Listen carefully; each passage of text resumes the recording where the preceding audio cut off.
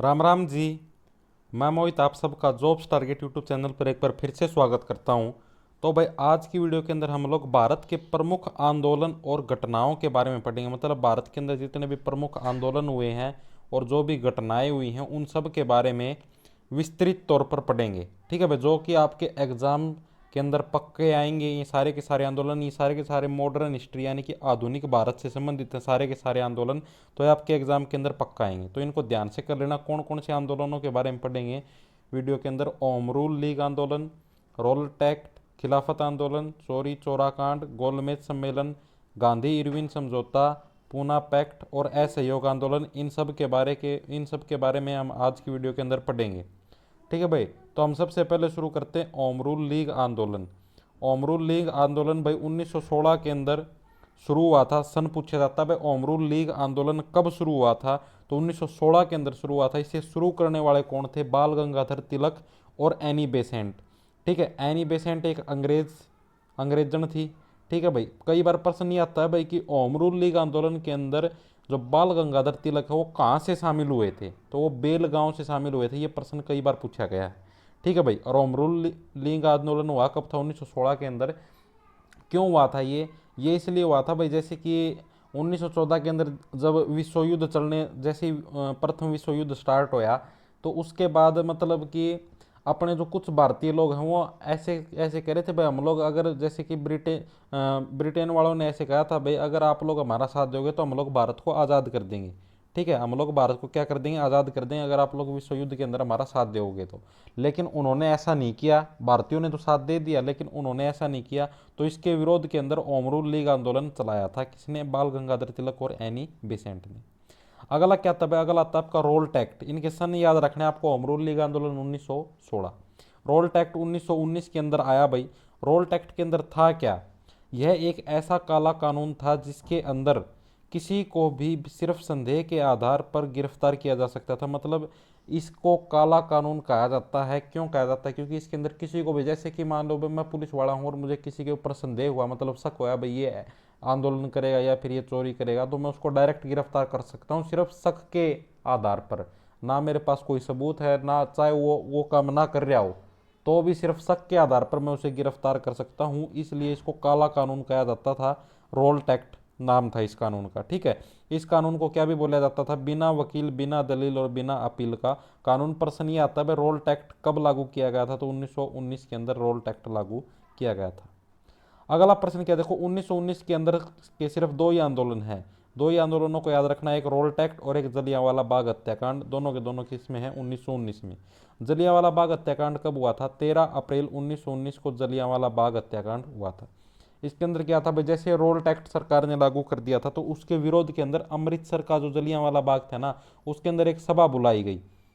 और यह यहाँ लोग, और यहाँ पर जो इस सभा के अंदर लोग हैं वो शांतिपूर्ण आंदोलन करने के लिए इकट्ठे हुए थे। ठीक है भाई, मतलब इस ऐसे लोगों ने एक सभा बुलाई, मीटिंग करते हैं आज और रोल टैक्ट के विरोध के अंदर कुछ मतलब रणनीति बनाते हैं, एक आंदोलन करेंगे।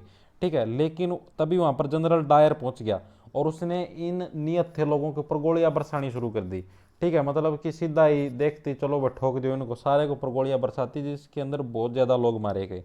ठीक है, इस घटना के बाद महात्मा गांधी ने क्या किया भाई? केसरे हिंद की उपाधि वापस लौटा दी। ये प्रश्न पूछा जाता है भाई कि किस घटना के बाद महात्मा गांधी ने केसरे हिंद की उपाधि वापस लौटा दी, तो भाई जलियांवाला बाग हत्याकांड के बाद महात्मा गांधी ने केसरे हिंद की उपाधि वापस लौटा दी। ठीक है, और प्रश्न ये भी आता है भाई कि किस भारतीय ने जनरल डायर का सहयोग किया था जलियांवाला बाग हत्याकांड के दौरान, तो हंसराज नाम का एक भारतीय व्यक्ति था, गद्दार था, जिसने जनरल डायर का साथ दिया था इस गंदी घटना के अंदर।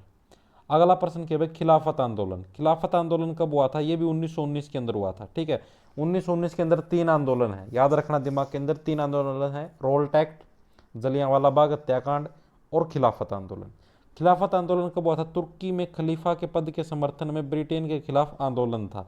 मतलब कि क्या था खिलाफत आंदोलन के अंदर? तुर्की के अंदर है ना एक पद होता है खलीफा का। ठीक है, और जो अंग्रेज थे, जो ब्रिटेन वाले थे, वो उस पद को समाप्त करने के समर्थन में थे। ऐसे कह रहे थे भाई इस पद को समाप्त कर दिया जाए, खलीफा के पद को।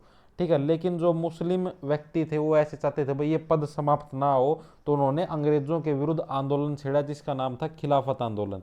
ठीक है। और इस आंदोलन को शुरू करने वाले कौन थे? शौकत अली और मोहम्मद अली। इनको अली ब्रदर्स भी बोला जाता है भाई, कि इन्होंने मतलब ये प्रश्न आता है भाई खिलाफत आंदोलन किन्होंने शुरू किया था, तो अली भाइयों ने खिलाफत आंदोलन शुरू किया था, शौकत अली और मोहम्मद अली। अगला क्या है भाई? असहयोग आंदोलन। असहयोग आंदोलन कब हुआ था? 1920 के अंदर स्टार्ट हुआ था असहयोग आंदोलन, मतलब कि खिलाफत आंदोलन के अगले साल ही असहयोग आंदोलन शुरू हो गया। इसके अंदर क्या था? गांधी जी ने लोगों से अपील करी भाई आप लोग सरकार का सहयोग ना दो। ठीक है। मतलब किसी भी काम के अंदर, जैसे कि कोई भी काम हो, किसी भी काम के अंदर आप सभी के लिए भाई एक खबर भी थी कि भाई हरियाणा के जितने भी एग्ज़ाम हैं उन सब के ऊपर भाई 90% की छूट आई हुई है। ठीक है। हरियाणा के जितने भी कोर्सेज उन सब के ऊपर महा ऑफर आया हुआ है। हरियाणा एग्ज़ाम भाई प्रदीप सर और उनकी टीम के द्वारा ये कोर्स करवाए जाते हैं। ग्राम सचिव का कोर्स है जिसका मतलब पहले प्राइस 1499 रुपये था, जो कि अब 199 रुपये है। हरियाणा पुलिस का पहले 1500 रुपये था, जो 549 रुपये है। हरियाणा जीके का 999 रुपये था, अब 199 रुपये है। तो इस प्रकार से मतलब सबके प्राइस है वो 99, मतलब कि आपके 90% तक कम किए हुए हैं भाई ये सारे के सारे। ठीक है। सबके जितने भी रेट हैं, तो ऑफ़र है वो आपका, ये वैसाखी का ऑफर चलने लग रहा है 16 अप्रैल को रात 12 बजे तक का ऑफर है। उसके बाद वापस प्राइस ये पुराने वाले लागू कर दिए जाएंगे। ठीक है। ऐप है आपका दुरीना ऐप। ठीक है। दुरीना ऐप को आप डाउनलोड कर सकते हो, दुरीना ऐप। ठीक है। लिंक आपको डिस्क्रिप्शन के अंदर मिल जाएगा। ठीक है भाई। अगर सरकार का सहयोग ना दो, जैसे कोई भी सरकारी वकील है तो वो सरकार के पक्ष में बोलना बंद कर दे या फिर अदालत में जाना बंद कर दे, बच्चे स्कूल कॉलेज में जाते हैं तो वो उनका बहिष्कार कर दें, अध्यापक जो पढ़ाने जाते हैं वो भी बहिष्कार कर दें, तो मतलब हर काम के अंदर सरकार का असहयोग करो। तो इस आंदोलन का नाम क्या था? असहयोग आंदोलन, जो कि 1920 के अंदर आपका लागू किया गया था। लागू क्या था मतलब शुरू हुआ था। अगला क्या है? चोरी चोरा कांड। चोरी चोरा कांड 1922 के अंदर हुआ था, और किसकी वजह से हुआ था? असहयोग आंदोलन की वजह से हुआ था। ठीक है। असहयोग आंदोलन के कारण भाई एक बार लोगों की भीड़ थी, लोगों की भीड़ एक जगह पुलिस थाने के बाहर इकट्ठी होगी।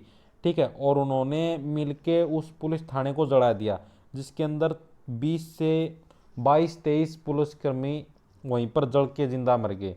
इस घटना से गांधी जी बहुत ज़्यादा दुखी हुए, जिसकी वजह से उन्होंने असहयोग आंदोलन वापस ले लिया। लेकिन मैं मेरी तरफ से एक बात कहना चाहूँगा भाई, अगर गांधी जी उस आंदोलन को वापस ना लेते तो अपना देश पहले आज़ाद हो चुका होता। ठीक है। क्योंकि लगभग अंग्रेज सरकार बिल्कुल बैकफुट पर आ चुकी थी असहयोग आंदोलन के कारण। ठीक है। लेकिन इस चोरी चोरा घटना के बाद गांधी जी ने जैसे ही आंदोलन वापस लिया तो अंग्रेज सरकार के हौसले फिर से बुलंद हो गए। अगला क्या है भाई? सविनय अवज्ञा आंदोलन। सविनय अवज्ञा आंदोलन ये आपका 1930 के अंदर हुआ था। और ये कैसे शुरू हुआ था? जैसे वो गांधी जी ने दांडी मार्च वाला सिस्टम चालू किया था, उसी के साथ ही सविनय अवज्ञा आंदोलन भी शुरू हो गया था। ठीक है। इसके अंदर क्या था भाई? हम अंग्रेजों की हर आज्ञा का पालन नहीं करेंगे। हर आज्ञा का पालन का मतलब है भाई हम किसी भी आज्ञा का पालन नहीं करें। अंग्रेजों ने ये हुक्म दिया भाई ऐसे करो, तो हम लोग उसका विरोध करेंगे, हम लोग वो काम नहीं करेंगे। ठीक है। गांधी जी ने इसकी शुरुआत कैसे करी थी? गांधी जी ने वो दांडी मार्च शुरू किया था 1930 के अंदर ही, अप्रैल में किया था शायद, 12-13 अप्रैल को। ठीक है। और उन्होंने मतलब अंग्रेज सरकार ने क्या कहा था भाई? कोई भी आम आदमी नमक नहीं बना सकता, मतलब समुद्र के अंदर से कोई भी आम आदमी नमक नहीं बना सकता। लेकिन गांधी जी ने दांडी मार्च, दांडी नामक की एक जगह है गुजरात के अंदर, वहां पर पहुंचकर और नमक बनाकर इसका मतलब ये सविनय अवज्ञा आंदोलन शुरू किया, मतलब सरकार की आज्ञा का उल्लंघन किया था। ठीक है। अगला क्या है भाई? गोलमेज सम्मेलन। गोलमेज सम्मेलन भी भाई मोस्ट इंपॉर्टेंट है, सारे के सारे गोलमेज सम्मेलन पूछे जाते हैं भाई। पहला गोलमेज सम्मेलन कब हुआ? दूसरा गोलमेज सम्मेलन कब हुआ? तीसरा गोलमेज सम्मेलन कब हुआ?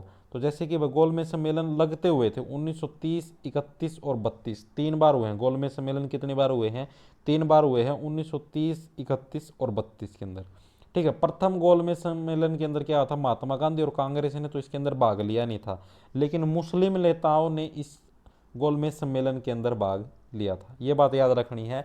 मतलब प्रश्न ये आता है प्रथम जो, अरे पहली बात ये भाई प्रथम गोलमेज सम्मेलन हुआ कब था? 1930 के अंदर। ठीक है। प्रथम गोलमेज सम्मेलन कब हुआ था? 1930 के अंदर। और इसके अंदर इसकी खासियत क्या थी? महात्मा गांधी ने और इसके क्या नाम है, कांग्रेस ने इसके अंदर भाग नहीं लिया था और मुस्लिम नेताओं ने इसके अंदर भाग लिया था। ये इसकी खासियत है प्रथम गोलमेज सम्मेलन की। उसके बाद आता है द्वितीय गोलमेज सम्मेलन। इसकी क्या खासियत है, इसके अंदर महात्मा गांधी और कांग्रेस ने इसके अंदर भाग लिया था। ये इसकी खासियत है द्वितीय गोलमेज सम्मेलन की। ठीक है भाई। और तृतीय गोलमेज सम्मेलन क्या है, कांग्रेस ने इसका बहिष्कार कर दिया भाई, बिल्कुल जानता मना कर दिया भाई, हम नहीं जाएंगे इस गोलमेज सम्मेलन के अंदर। ये गोलमेज सम्मेलन विशेष तौर पर था कि ऐसे एक गोल मेज बना रखा था और उसके बाद ऐसे आदमी बैठे थे, आदमी मतलब ये जो भी बड़े बड़े नेता थे ये उसके बाहर बैठे थे और इसके बाहर बैठ के एक मीटिंग करते थे। मतलब भाई जिसके अंदर सबकी सहमति हो, ऐसी मीटिंग चाहते थे भाई हम इसके अंदर, मतलब कोई भी कानून बनाए या कोई भी कुछ भी कहें तो इसके अंदर सबकी सहमति होनी चाहिए। तो वो गोलमेज सम्मेलन था। तो द्वितीय गोलमेज सम्मेलन कब हुआ था, 1931 के अंदर। और तृतीय कब हुआ था, 1932 के अंदर। और इसके अंदर कांग्रेस ने बिल्कुल जाने से मना कर दिया, बहिष्कार कर दिया था। तो इसलिए तृतीय जो गोलमेज सम्मेलन था वो पूरी तरह से असफल रहा था। ठीक है। तो भाई ये आपके विशेष तौर पर मतलब कि जो मेन मेन जो भी थे आंदोलन थे वो मैंने करवा दिए हैं भाई लगभग। एक और आता है आपका भारत छोड़ो आंदोलन। ठीक है। भारत छोड़ो आंदोलन भी कई बार, क्या बहुत बार एग्जाम के अंदर पूछा जाता है। ये आंदोलन मैं लिखना भूल गया, भारत छोड़ो आंदोलन ये कब शुरू हुआ था आपका, जो भारत छोड़ो आंदोलन है ये हुआ था आपका 1942 के अंदर। ठीक है। मतलब कि कांग्रेस के जो नेता थे उन्होंने मीटिंग की कि भाई अब अंग्रेजों का अत्याचार अब हम नहीं सहेंगे, अब हमें मतलब अपना भारत अब हमें सौंप दो। ठीक है। अब इसका मतलब जो राजपाट है, शासन काल है, वो अब हमें सौंप दो, आप लोग जाओ भारत को छोड़ के। ठीक है। हमारा देश हमें वापस लौटा दो। तो इसलिए कांग्रेस के आह्वान पर भारत छोड़ो आंदोलन 1942 के अंदर शुरू हुआ था। ठीक है। और अंग्रेजा ने 1947 के अंदर भारत ही छोड़ा था। ठीक है। तो भारत छोड़ो आंदोलन कब शुरू हुआ था, 1942 के अंदर। ये प्रश्न भी बहुत बार पूछा जाता है एग्जाम के अंदर। तो ये जितने भी भाई विशेष तौर पर जो भी मेन आंदोलन थे आधुनिक भारत से संबंधित वो सारे के सारे करवा दिए हैं। उम्मीद करता हूँ आप सबके अच्छे से समझ में आ गए होंगे। वीडियो कैसी लगी कमेंट करके जरूर बताना। सभी को नमस्कार, धन्यवाद। अगर इन क्वेश्चन अगर इसकी पूरे की PDF थी तो डिस्क्रिप्शन में इंस्टाग्राम ID का लिंक है, आप लोग मैसेज करके PDF ले सकते हो।